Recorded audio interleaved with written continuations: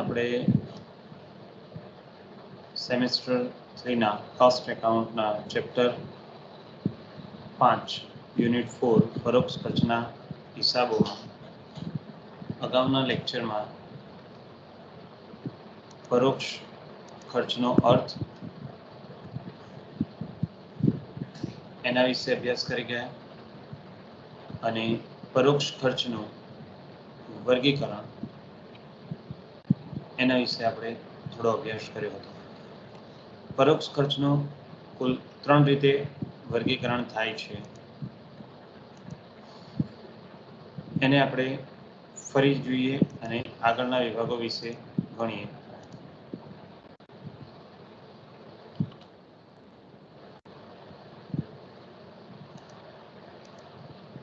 પરોક્ષ ખર્ચનું વર્ગીકરણ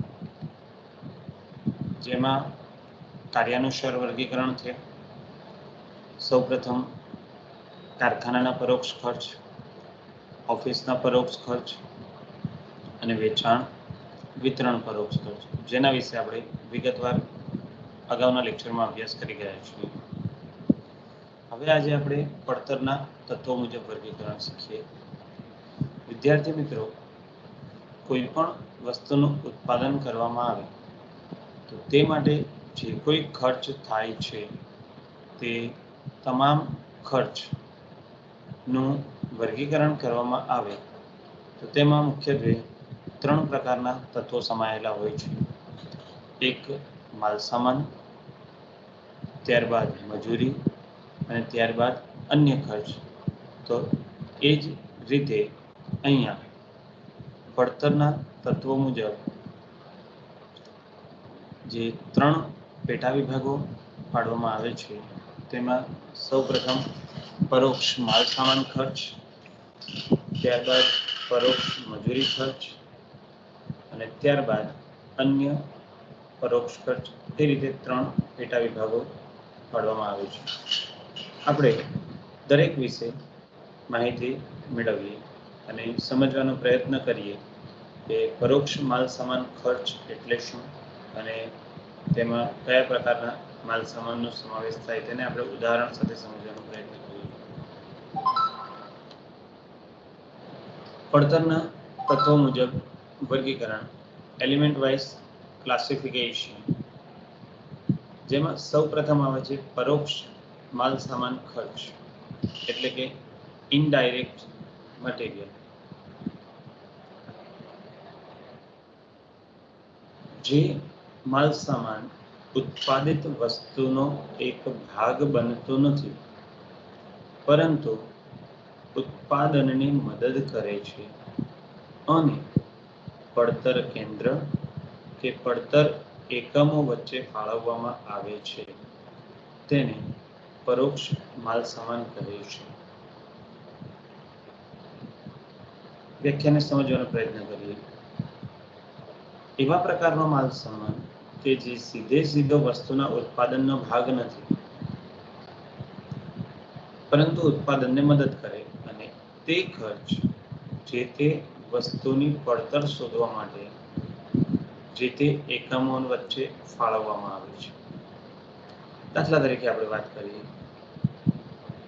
તો કાપડ બનાવવા માટે કાચા માલ તરીકે રૂની વપરાશ થાય છે.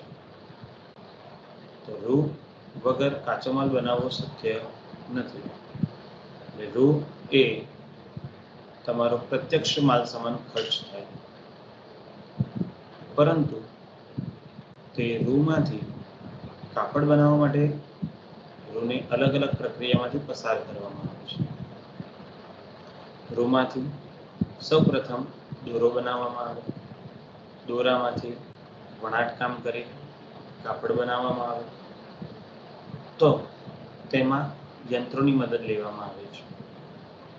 આ યંત્રોની મદદ લેવામાં આવે તે યંત્રોને ઓઇલિંગ કે ગ્રીસિંગ કરવામાં આવે તો તે ઓઇલ કે ગ્રીસ એ વપરાશી માલસામાન કહેવાય. તો તે વપરાશી માલસામાન છે તે પરોક્ષ ખર્ચ માલસામાન, પરોક્ષ માલસામાનનું ઉદાહરણ કહેવાય. કારણ કે રો એ તમારો પ્રત્યક્ષ માલ સામાન છે જે સીધે સીધો કાપડમાં રૂપાંતરિત થાય છે. રોનું રૂપાંતર સીધું કાપડમાં થાય છે, પણ ઓઇલ કે ગ્રીસ એ આપણા કાપડનો ભાગ નથી. એટલે જો વ્યાખ્યામાં આપણને શું કહ્યું હતું?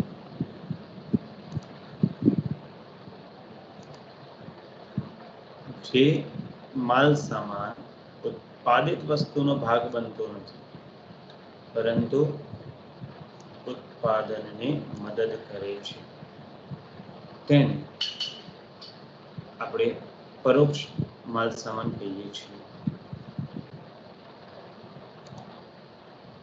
દાખલા તરીકે ઓઇલ, ગ્રીસ, લ્યુબ્રિકન્ટ, કોટન વેસ્ટ, બળતણ, પેકિંગ કે લાકડાના ખોખા બનાવવા માટે વપરાતી ખીલ્લીઓ, આ તમારો માલ સામાન છે. ખીલ્લી એ તમે બજારમાંથી ખરીદીને લાવો છો અથવા પોતે ધારો કે બનાવતા હોય તો પેકિંગ કરવા માટે લાકડાનું ખોખું બનાવો છો. ધારો કે તમે ટામેટાના બોક્સ જોયા હશે અથવા તો એપલના બોક્સ જોયા હશે, તો આ જે બોક્સ બને છે લાકડાના ખોખા બને છે, તો એને લાકડાની પટ્ટીઓને ફિટ કરવા માટે જે ખીલ્લીઓ વાપરવામાં આવે છે, તો એ ખીલ્લી પણ એક પ્રકારનો માલ સામાન જ છે, પરંતુ તે વસ્તુના ઉત્પાદન સાથે સીધું સંકળાયેલું નથી. તો આવા દરેક ખર્ચને પરોક્ષ માલ સામાન ખર્ચ તરીકે ઓળખવામાં આવે છે.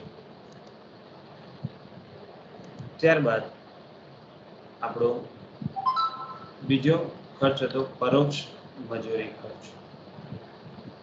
પડતરના તત્વો મુજબ વર્ગીકરણ કરતા બીજો મહત્વનો ખર્ચ આપણને મળે છે પરોક્ષ મજૂરી ખર્ચ. આ પરોક્ષ મજૂરી ખર્ચ એટલે કે ઇનડાયરેક્ટ લેબર એટલે શું? તો કે જોબ, પ્રક્રિયા, ખાતા કે ઉત્પાદનના એકમ સાથે સીધી રીતે ઉત્પાદન સાથે ન સંકળાયેલ હોય તેવી વ્યક્તિને ચૂકવાતી મજૂરીને પરોક્ષ મજૂરી કહે છે. જો શબ્દો ધ્યાનથી સાંભળો.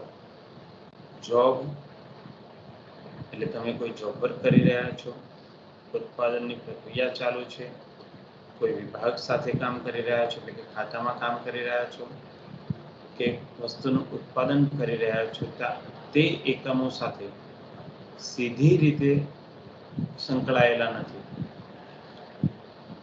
તમને જો યાદ હોય તો પ્રત્યક્ષ મજૂરીમાં તમને આ મુદ્દો મેં સમજાવ્યો હતો. આપણે એને ફરી રિપીટ કરીએ.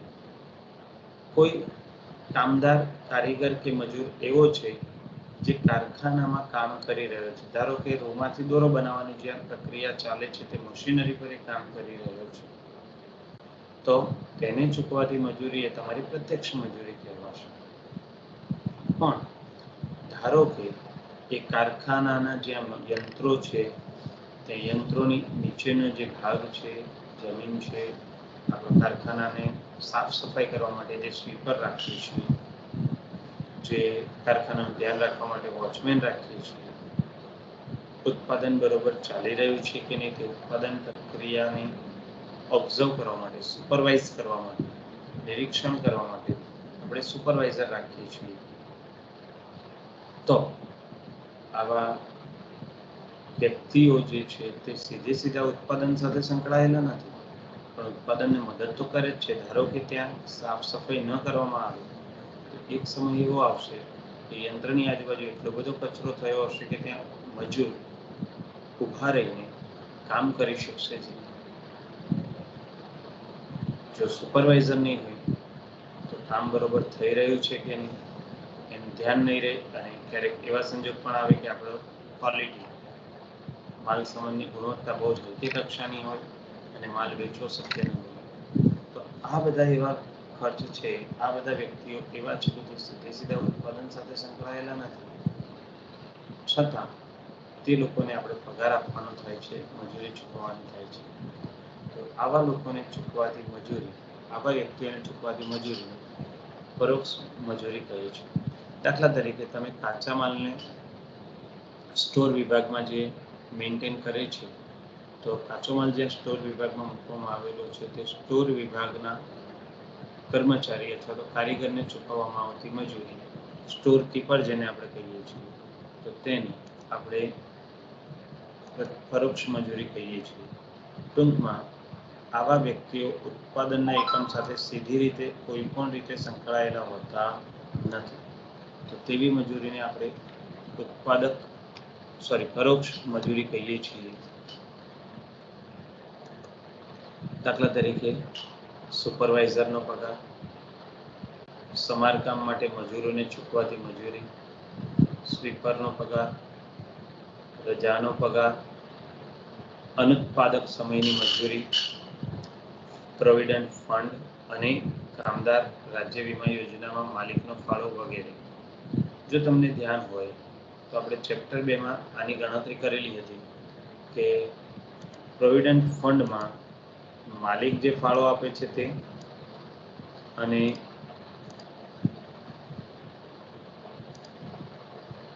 પ્રોવિડન્ટ ફંડમાં માલિક જે ફાળો આપે છે તે, અને રાજ્ય વીમા યોજનામાં પણ માલિક જે ફાળો આપે છે તે તેની મજૂરી ખર્ચનો ભાગ ગણાય છે.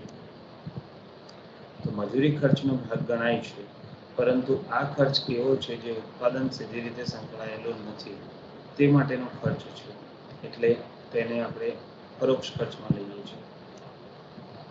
અનુત્પાદક સમયની મજૂરી એટલે શું? તો અનુત્પાદક સમય કોને કહીએ છીએ?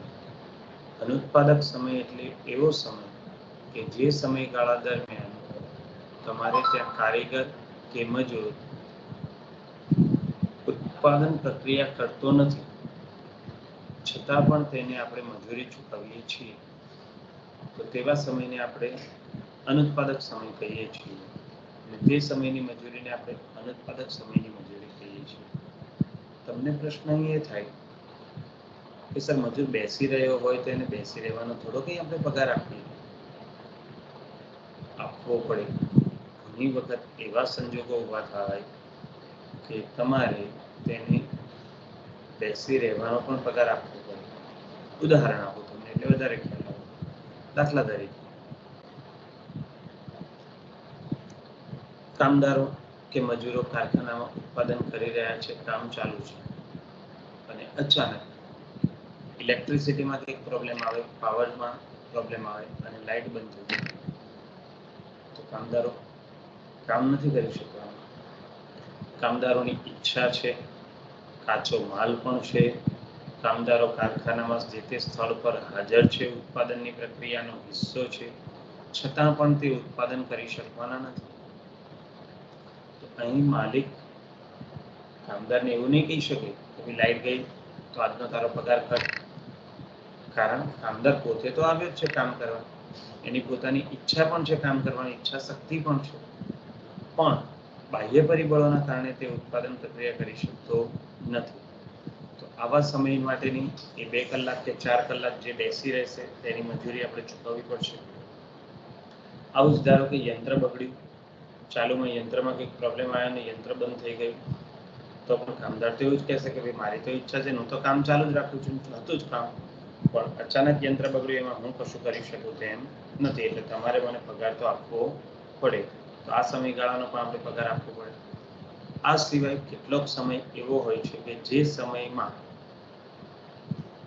થોડો ઘણો ઘટાડો કરી શકાય, છતાં પણ 100% તો એમાં ઘટાડો શક્ય જ નથી. દાખલા તરીકે અમુક કુદરતી પ્રક્રિયાઓ એવી છે કે જે માટે તમારે કામદારને સમય ફાળવવો જ પડે.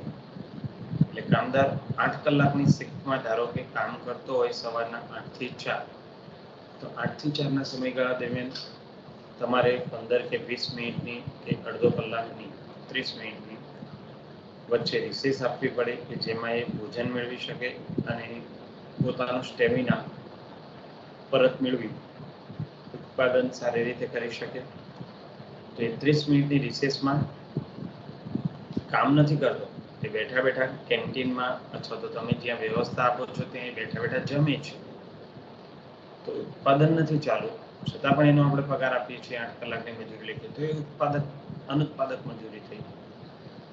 એવી જ રીતે તેને અન્ય કુદરતી પ્રક્રિયાઓ જેવી કે વોશરૂમ જવું, ટોયલેટ જવું, તો એ 8 કલાકના સમયગાળા દરમિયાન 2-3 વખત 4 વખત એને જવાની જરૂર પડે, તો તે સમયમાં તે ઉત્પાદન પ્રક્રિયા કરતો હતો નથી. તો આવા સમયની મજૂરીને આપણે ઉત્પાદક મજૂરી તરીકે ઓળખીએ છીએ. ત્યાર પછીનો એક મહત્વનો મુદ્દો છે રજાનો પગાર. આ મુદ્દો પણ આપણે ગણતરીમાં શીખ્યા હતા. તો કોને કહેવાય રજાનો પગાર? બોલો.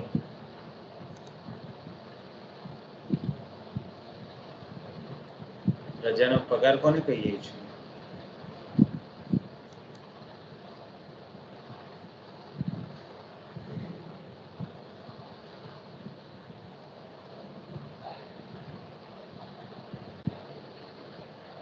અવાજ આવે છે મારો? મારો અવાજ આવે છે તમને બધાને? Hello hello hello.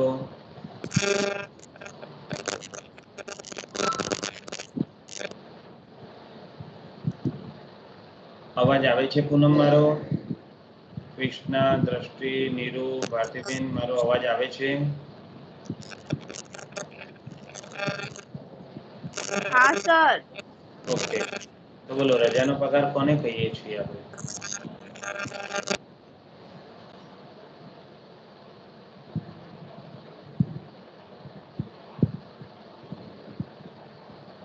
રજાનો પગાર કોને કહેવાય? એવા દિવસનો પગાર કે જ્યાં કર્મચારી રજા મળતી હતી છતાં એણે રજા ભોગવી નથી. તો અમુક વર્ષોના અંતે તેની રજાઓ ભેગી થઈ હોય અને એ રજાને રોકડમાં રૂપાંતર કરવામાં આવે તો તેને રજાનો પગાર એવું કહેવાય. દાખલા તરીકે તમને સમજાવું કે કારખાનામાં એવી વ્યવસ્થા હોય કે ભાઈ કોઈ પણ કારીગર, કર્મચારી કે મજૂરને 1 વર્ષમાં 15 રજા મળશે. તેનો પગાર કપાશે નહીં. અને જો તે જેટલી ઓછી રજા ભોગવશે તેટલી રજાઓ તેને બીજા વર્ષે ભોગવવા મળશે. એટલે કે કેરી ફોરવર્ડ થશે, આગળ ખેંચાશે. આપણે કહીએ છીએ ને એકાઉન્ટમાં બાકી આગળ લઈ ગયા એટલે બીજા વર્ષે બાકી ખેંચીએ છીએ એ જ રીતે. ધારો કે એક્સ નામનો મજૂર છે તેણે 8 રજા ભોગવી છે તો તેને બીજા વર્ષે વધારાની 7 રજા મળશે. આમ કરતા કરતા એ પોતાની રજાઓ બચાવતો જાય છે અને જ્યારે નિવૃત્ત થાય છે ત્યારે સરકારના નિયમ અનુસાર, કંપનીના નિયમ અનુસાર એ જે રજાઓ ભેગી થયેલી હોય તેમાંથી તમામ રજાઓ અથવા તો અમુક રજાઓને રોકડમાં રૂપાંતર કરવામાં આવે. એ જે તે સમયના છેલ્લા પગાર મુજબ એને રોકડમાં રૂપાંતર કરી અને પછી પગાર ચૂકવવામાં આવે તો આવો પગાર એ તમારો રજાનો પગાર કહેવાય છે. ત્યાર પછી ત્રીજો વિભાગ છે પડતરના તત્વો મુજબનું વર્ગીકરણ. એમાં અન્ય પરોક્ષ ખર્ચ, અધર ઇનડાયરેક્ટ એક્સપેન્સીસ. તો એવા પરોક્ષ ખર્ચ જે ખર્ચાઓ કોઈ એક જોબ, એકમ કે પડતર કેન્દ્ર સાથે સીધા ઉધારી શકાતા નથી, પરંતુ પડતર કેન્દ્ર કે પડતર એકમો વચ્ચે ફાળવવામાં આવે છે તેને અન્ય ખર્ચ કહેવાય છે. દાખલા તરીકે તમને સમજાવું તો તમને ગ્રીસનો ખર્ચ ખબર છે એટલે માલ સામાન છે.